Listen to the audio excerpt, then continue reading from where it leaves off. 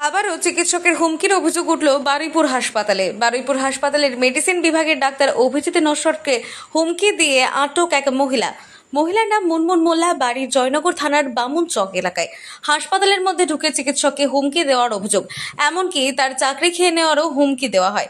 ঘটনার সময় উপস্থিত রোগীরাই বিষয়টি জানায় বারুইপুর থানায়।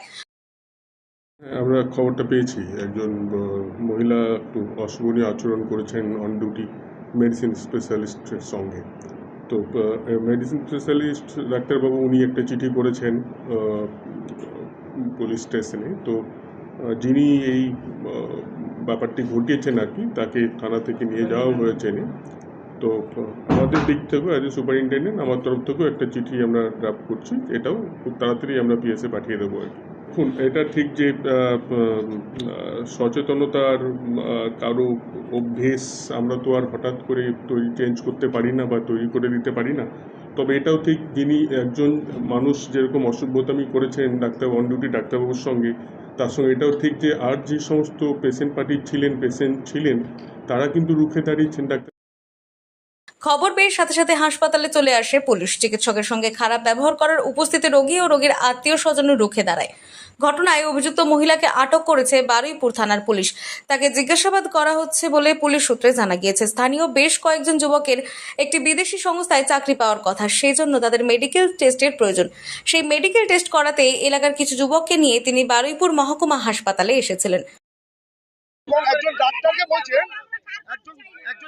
বলছেন যে সেই ডাক্তারের নাকি উনি চাকরি খেয়ে নেবেন।